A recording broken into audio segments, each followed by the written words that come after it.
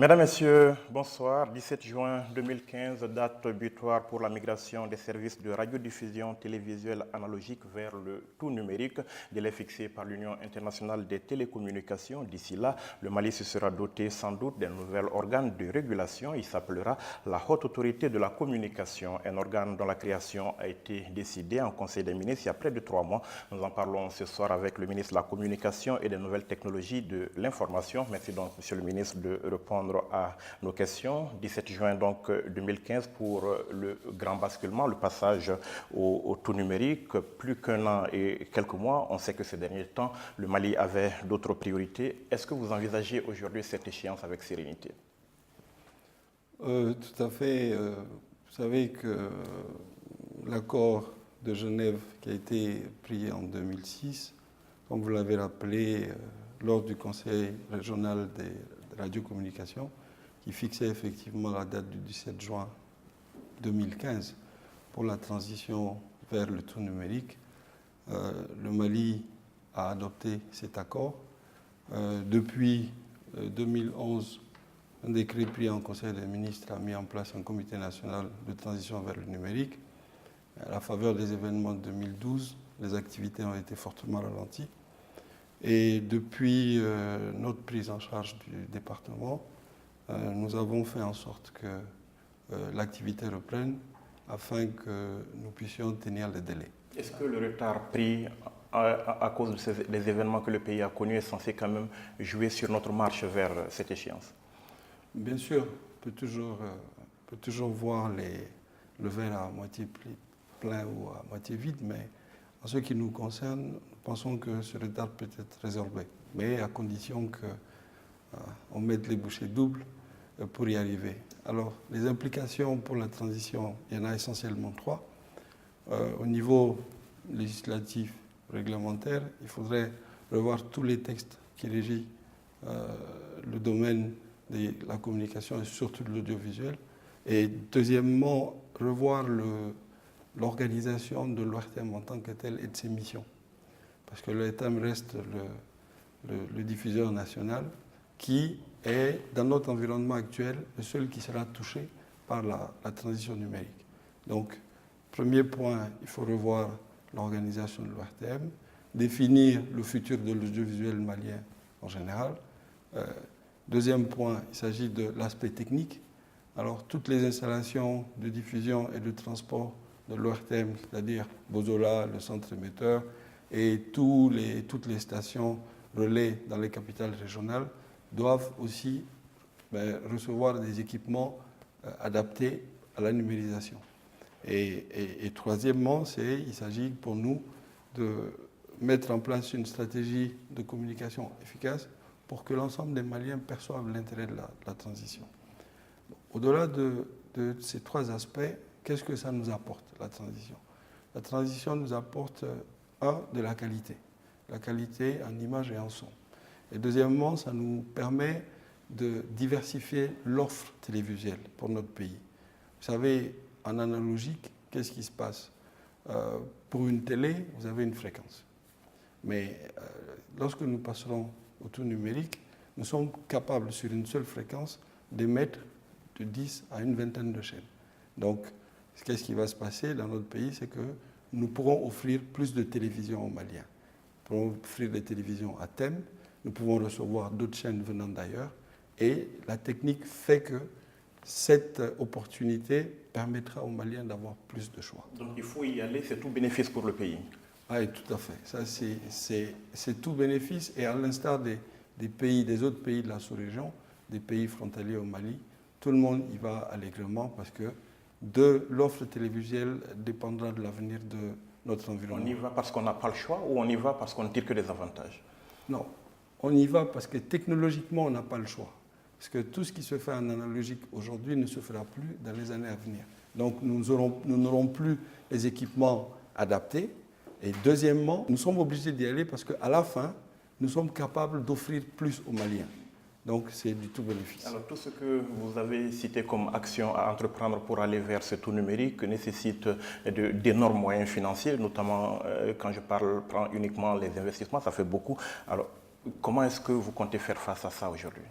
Alors nous avons deux pistes actuellement. Et une première piste parce qu'au niveau sous-régional, au niveau de l'UEMOA, les pays de l'UEMOA ont décidé d'entamer le processus de la migration ensemble, afin de profiter de tous les avantages que nous pouvons tirer de cette migration. Et deuxièmement, vous savez, comme vous l'avez parlé d'investissement, les coûts sont énormes. Donc si nous décidons d'acquérir ces équipements ensemble, forcément, il y a une économie d'échelle qui va se faire. Et il y a aussi les bonnes pratiques dans le domaine. Il y a des pays qui sont un peu plus avancés que d'autres. Donc en ce moment, nous sommes dans une phase commune qui pourrait être bénéfique pour tout le monde. Alors, la question que vous posez concernant les investissements, aujourd'hui c'est vrai, ce qui a été évalué pour le cas du Mali, c'est autour de 45 milliards. 45 milliards, apparemment, quand on l'analyse comme ça, c'est beaucoup d'argent. En effet, c'est beaucoup d'argent. Mais ce qu'il faut comprendre, c'est que nous allons être remboursés après l'investissement. Comment? Parce que les services qui seront offerts de par la diversité de l'offre audiovisuelle, ces services sont payants. Nous recevrons de la redevance pour ceux qui veulent passer par notre plateforme multiplex. Et deuxième point, qui est le plus important, c'est que la migration permettra de libérer une bande de fréquence. Une bande de fréquence que tous les pays libèrent. Donc c'est une bande qu'on appelle la bande propre, c'est une bande entre les 700 et 800 MHz. Une fois libérée, cette bande peut être vendue pour faire de la licence pour la 4G, pour faire l'Internet pour la 4G. Mais en attendant, sur qui est-ce que vous comptez pour vous donner 46 milliards? Alors les pays, comme je vous ai dit, au niveau de l'UEMOA, nous avons demandé à l'UEMOA de procéder à la recherche de financement au niveau des institutions financières régionales et sous-régionales. Mais au-delà de ça, nous avons aussi des possibilités de financement à la coopération bilatérale et à des conditions très très favorables. Donc nous n'avons pas de souci aujourd'hui en tant que tel pour le financement de la migration. Nous sommes en train d'affiner nos évaluations techniques et financières et je pense que dans les mois à venir, nous aurons, à partir du choix des sites, un choix définitif des sites, qui est un choix aussi politique et économique, nous allons pouvoir entamer des discussions finales pour le financement de cette migration. Juin 2015 s'approche à grands pas. Délai, échéance tenable? Oui, je pense que techniquement c'est tenable. Techniquement c'est tenable dans la mesure où l'état des lieux a été fait sur une base très très logique. Et deuxièmement, il faut noter aussi que l'ORTEM était engagé dans l'extension de la télévision et de la radio à un certain nombre de localités. Et dans ce projet, il y avait déjà un début de numérisation. Mais la difficulté a été que les normes actuelles qui ont été adaptées pour la migration numérique, ces normes ne sont pas adaptées. Donc il faut juste faire un rehaussement de la norme pour pouvoir profiter de ça. Donc dans le déploiement du processus, nous sommes partants pour tenir les délais et offrir la télévision numérique aux Maliens en 17 jours. Selon certaines informations, en Afrique, il n'y a que 2 pays qui sont aujourd'hui aux normes. Quand vous regardez ce chiffre global, ça fait que vous vous dites finalement qu'on n'est pas trop en retard ou alors que tout simplement on a du chemin à faire. Alors, dans la sous-région, je pense que globalement, tous les pays sont au même niveau. Parce que parler de la migration numérique, c'est un sujet à la fois très très technique, qui n'est pas très facile à comprendre et qui nécessite la mobilisation de ressources financières très importantes. C'est pourquoi nous avons décidé au sein de l'UEMOA de procéder à la conduite de ce projet très important de façon sous-régionale. Il y a du retard, mais je pense que, dépendamment des pays, le Togo par exemple, qui est un tout petit pays côté superficie, est un peu plus en avance. Mais je pense que globalement, nous sommes au même niveau. Une fois que les financements sont acquis, la difficulté va s'amenuiser. Au-delà des aspects que nous avons évoqués, il y a les aspects contenus. L'aspect contenu, cette bataille de contenu pour une plus grande présence donc, de l'Afrique, de notre culture tout simplement.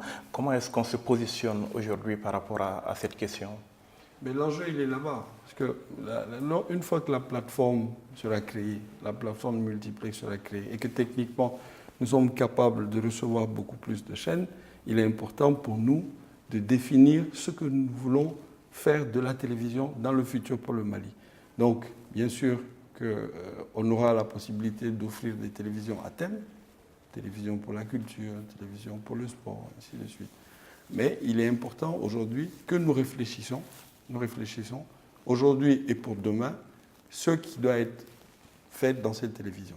Et en ce moment, ça c'est un débat aussi politique, hein, et que tous les acteurs de l'audiovisuel malien qui sont intéressés feront leurs propositions. Et en ce moment, c'est la haute autorité de la communication qui va... La haute autorité, on en parlera donc, mais en attendant, parlons de cette ouverture du secteur. Vous avez parlé de cette offre télévisuelle qui va donc s'améliorer avec le tout numérique. Quelles dispositions prendre aujourd'hui pour que le boom des télévisions, le boom annoncé de la télévision privée soit suffisamment encadré et qu'il n'y ait pas ce genre de désordre qu'on retrouve aujourd'hui sur la bande FM quand on parle de radio? D'où l'importance de la haute autorité de la communication. Alors, l'octroi des services ne sera pas fait comme ça se fait actuellement.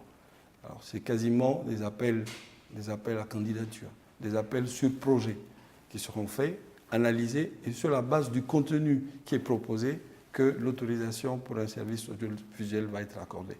Donc, la difficulté que nous vivons aujourd'hui au niveau de la bande FM, elle est encadrée par le pouvoir qui est donné à la haute autorité de la communication. Comment défendre aujourd'hui les intérêts du diffuseur public qu'est l'ORTM face à cette concurrence qui s'annonce donc un peu farouche? Est-ce que la question de donner plus de liberté au diffuseur public qu'est l'ORTM, de le protéger contre les ingérences politiques est à l'ordre du jour? Tout à fait. Vous savez, l'évolution du secteur de l'audiovisuel nous l'impose.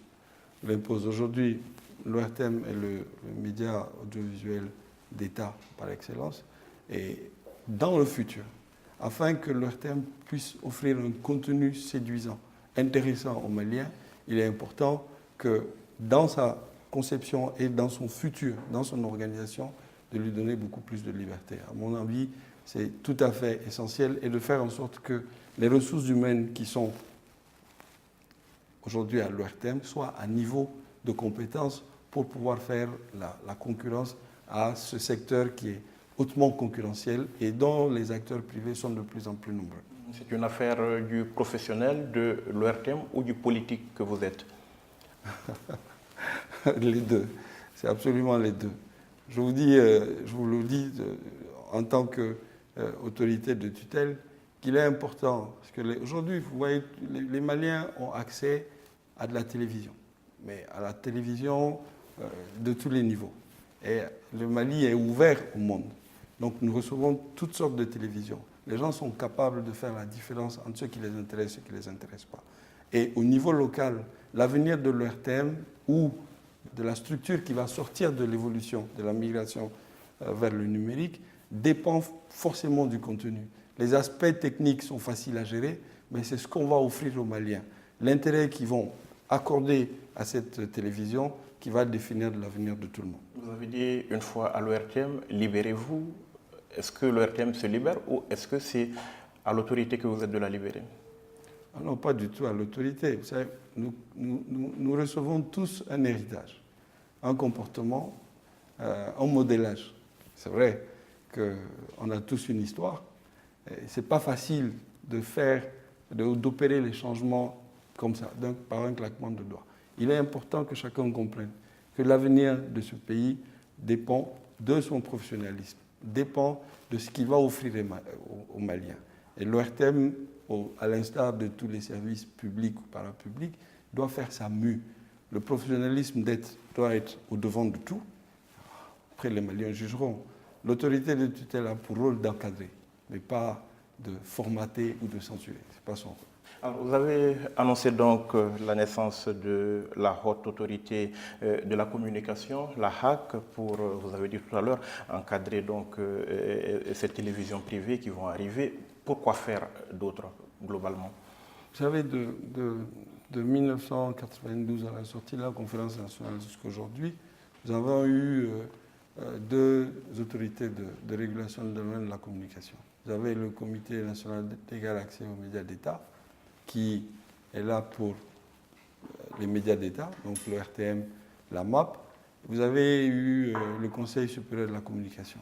Mais au fil du temps, nous nous sommes rendus compte que la configuration qui était celle du Conseil supérieur de la communication n'était pas opérante. Hein. C'est qu'il n'avait pas suffisamment de moyens de sanction pour pouvoir jouer son rôle de régulateur. Aujourd'hui, à la faveur de la diversité de l'offre télévisuelle, il est important de donner plus de pouvoir à cette autorité. Les acteurs étant nombreux, il est important que le politique se dégage et qu'il donne à une autorité administrative indépendante suffisamment d'autorité de gestion et d'autorité de fonctionnement pour que ces gens puissent réguler le secteur en tant que tel. Vous avez parlé de pouvoir de sanction, c'est le plus important pour vous? C'est un des pouvoirs les plus importants. Vous avez parlé du cas de la radio. Vous savez, on a plus de 400 radios. Bon, c'est un peu difficile sa gestion actuellement, parce que les gens n'arrivent pas à comprendre que du respect du cahier de charge dépend le développement du secteur. Aujourd'hui, il est important que la HAC joue son rôle, et son rôle d'attribution de services d'audiovisuel ou de la radio, mais aussi puisse sanctionner les acteurs qui ne sont pas en conformité avec le cahier de charge. Un autre point très important, c'est que cette migration, vous l'avez dit, va nous exposer, un tant soit peu, et il est important qu'on mette en place des garde-fous pour ne pas mettre en danger le futur de l'audiovisuel malien. Alors vous parlez d'autorité indépendante. Indépendante de quoi? En quoi est-ce que son indépendance va s'exprimer? Son indépendance va s'exprimer dans la décision, dans la prise de décision. À l'instar d'autres autorités qui existent dans différents secteurs. Bon, dans le secteur de la communication, on a la MRTP, qui est l'autorité malienne de la régulation des télécommunications et des postes, qui a un pouvoir assez important, et parce qu'il y a les enjeux sont importants. Nous avons des opérateurs téléphoniques qui font beaucoup dans notre pays, mais qui sont tenus à beaucoup d'engagements. Donc, à l'instar de la MRTP, la haute autorité de la communication va jouer aussi pleinement son rôle et surtout dans ses prises de décision. La notion d'indépendance, ce n'est pas indépendance du pouvoir politique. C'est le politique qui donne son pouvoir régalien à cette autorité. Donc forcément, ils sont encore un peu sous la tutelle de la politique, mais dans sa composition et dans son mandat, nous estimons que les gens qui vont la constituer sont suffisamment compétents sur tous les plans pour pouvoir prendre des décisions au bénéfice de tous, et du pays, de la population et aussi des acteurs qui opèrent dans ce domaine. Alors vous avez parlé de ces structures qui étaient là pour réguler. Vous faites appel aujourd'hui à une nouvelle structure. Ça veut dire qu'ils se sont avérés avec le temps mauvais arbitres? Mauvais arbitres, non, je ne dirais pas ça. Plutôt dans l'incapacité de prendre les bonnes décisions. Si la loi ne vous permet pas réellement de prendre des décisions, bon, on peut tout juger, on peut dire que vous êtes mauvais arbitre, mais en fait, c'est parce qu'ils n'avaient pas, dans les dispositions légales, de prendre ces décisions. Ils ne pouvaient pas sanctionner. Ils pouvaient donner leur avis sur des sujets importants et le rôle de décision revenait au ministre en charge de la communication. Donc nous voulons renforcer le pouvoir de la future autorité administrative en charge de la régulation du secteur de la communication en lui donnant ses pouvoirs, mais en s'assurant qu'effectivement ce sont des personnes qui sont à hauteur de compétences pour pouvoir jouer ce rôle. Et on va faire quoi pour remplacer une autorité qui est mentionnée quelque part dans la Constitution sans révision constitutionnelle? Oui, parce que dans la mise en place de la haute autorité de la communication, c'est le Conseil supérieur de la communication qui va disparaître. Mais le Comité national d'égal accès aux médias d'État reste et ne peut être modifié ou disparaître qu'à la faveur d'un référendum. Donc, dans ce processus, le Comité national d'égal accès aux médias d'État n'est pas touché. Il s'agit de tous les autres médias, surtout ceux qui sont dans le privé. Donc, même avec la haute autorité, on n'aura pas d'organe unique de régulation? Pas pour le moment. On va fonctionner avec le Comité national d'accès aux médias d'État jusqu'à un hypothétique changement constitutionnel. Alors, la mise en place du Haut Conseil, de la haute autorité est donc annoncée depuis quelques mois. Donc, où est-ce que vous en êtes concrètement avec sa mise en œuvre? Alors, juste pour rappeler la composition, la haute autorité de la communication est composée de 9 membres. Il y en a 3 qui sont choisis par le président de la République. Il y en a 3 autres qui sont choisis par le président de l'Assemblée nationale et 3 qui viennent du groupement des professionnels de la communication. Donc, aujourd'hui, nous avons entamé les discussions avec les acteurs du secteur, déjà pour choisir ceux qui viennent du groupement des professionnels, et au niveau institutionnel, les procédures sont entamées pour le choix des 6 autres. À quelle échéance est-ce que c'est censé être fait? Vous ne vous donnez pas de délai? Oui, aujourd'hui, par rapport à ce qui a été entamé, nous pensons raisonnablement que sous 3 mois, tout ça devrait être ficelé et puis procéder à la mise en place effective. Parlons nouvelles technologies, Monsieur le ministre. Tout passe aujourd'hui en mode e-poste, e-gouvernement. Vous décidez aussi de connecter les hôpitaux, les écoles. La finalité de tous ces projets, c'est quoi? Écoutez, là, on est à la phase réalisation d'infrastructures. La finalité, c'est forcément permettre l'accès d'Internet au plus grand nombre de Maliens et par là, l'accès à l'information. Aujourd'hui, en termes d'infrastructures, vous avez rappelé qu'il y a un certain nombre de projets qui sont en cours. Le projet de modernisation du réseau national, disons, numérique, a plusieurs composantes. Donc, il y a une composante infrastructure qui est de réaliser de la fibre optique et d'interconnecter un certain nombre de services publics. Et il y a aussi une composante contenu. Vous avez l'intranet administratif qui permettra à tous les services publics de communiquer entre eux une fois que les contenus ou les applications seront mis. Vous avez l'accès à la voix par Internet. Ça permettra de réduire les coûts de fonctionnement. Vous avez les services de vidéosurveillance. Vous avez des services aussi relatifs à la surveillance caméra pour les aspects sécurité. Donc aujourd'hui, tout ce qui est en train d'être fait doit aboutir à ce que Internet soit démocratisé. Démocratisé en termes d'accès et accessible aussi en termes de coût. Aujourd'hui, les opérateurs téléphoniques privés font ce qu'ils peuvent. Donc ces infrastructures viennent en complément de ce qui a été déjà réalisé. Et au niveau public, nous, une fois qu'on sera interconnectés, d'abord, il y a des questions de transparence, d'efficacité, qui vont être forcément les effets induits de cette connectivité. Alors, il y a une autre composante qui touche l'éducation et la santé. C'est un projet qui est financé par l'Union internationale des télécommunications. Vous savez que l'Union internationale des télécommunications est dirigée par notre compatriote Amadou Touré. Donc, il a bien voulu, à l'instar d'autres pays, financer ce projet, qui est un projet à forte tenue sociale, où toutes les écoles seront connectées par Internet et par faisceau. Et ainsi aussi bien que les hôpitaux.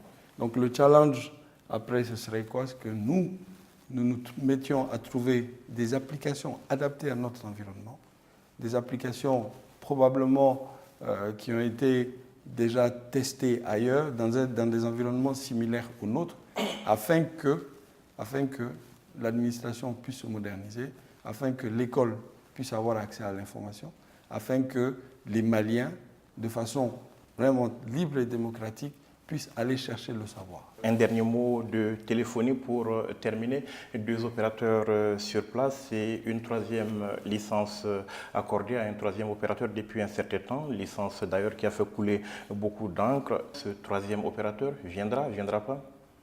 Écoutez, comme vous l'avez souligné, le 3e opérateur, il avait obtenu la licence en février 2013, mais avec des conditionnalités. Donc la licence lui a été attribuée en février 2013 après le paiement d'une partie. Donc ce paiement a été fait, le gouvernement sortant a accordé des échéances de paiement pour le solde. Et ce qui a été fait en novembre dernier.